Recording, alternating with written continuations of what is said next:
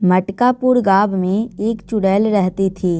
वह लोगों को कोई नुकसान नहीं पहुंचाती थी, लेकिन फिर भी गांव के लोग उस चुड़ैल से परेशान हो गए थे, क्योंकि चुड़ैल को शादी से नफरत था।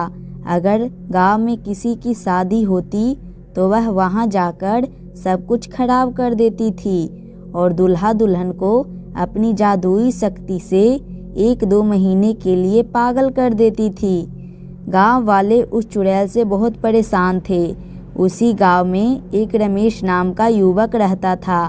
उसकी बड़ी मुश्किल से शादी होने वाली थी। रमेश शहर में रहता था, इसलिए वह भूत प्रेत पर विश्वास नहीं करता था। वह गांव वालों की बातों को अनसुना करके शादी की तैयारियां करवाई, लेकिन जिस रात रमेश की शादी होने वाली थी, उसी रात चुड़ैल ने आकर पूरे शादी के सजावट को बर्बाद कर दिया और रमेश के साथ साथ उसकी होने वाली दुल्हन को भी पागल कर दिया। इस चुड़ैल का कुछ करना पड़ेगा। अगर ऐसा ही चलता रहा तो इस गांव के सारे लोग कुंवारे ही रह जाएंगे, किसी की शादी ही नहीं होगी। हाँ भैया जी, कह तो आप बिल्कुल सही रहे हैं, लेकिन ससुरा इस चुड़ैल का करे का हम लोग। हमारे पास कौनो जादुई शक्ति तो है नहीं कि चुड़ैल को भगा दें।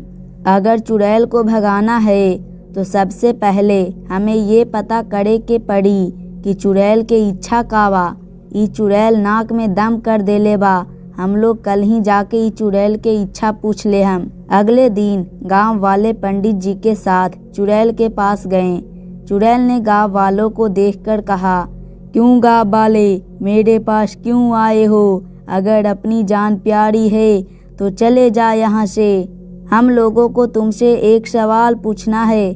कैसा सवाल? यही कि तुम गांव में किसी की शादी क्यों नहीं होने देती हो? ये कुछ समय पहले की बात है। जब मेरी शादी हो रही थी तब मंडप पर ही मेरा दूल्हा हार्ट अटैक से मर गया। तब गांव के लोग बोलने लगे कि शादी होने से पहले ही ये लड़की अपने दूल्हे को खा गई, तो मुझसे रहा नहीं गया और मैंने उसी वक्त जलते हुए हवन में कूदकर अपनी जान दे दी और मैं चुड़ैल बन गई। तभी से मैं इधर उधर भटक रही हूँ और मुझे शादी से नफरत हो गया है। अब तुम्हें मुक्ति कैसे मिलेगी? अगर मेरी शादी मेरे दूल्हे से हो जाती है तो मुझे मुक्ति मिल जाएगी।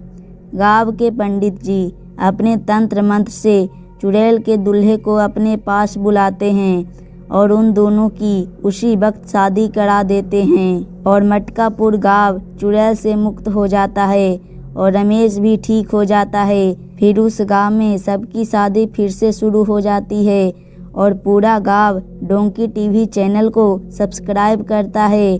आप भी सब्सक्राइब कीजिए डोंकी टीवी चैनल को और वीडियो को भी लाइक कर दीजिएगा।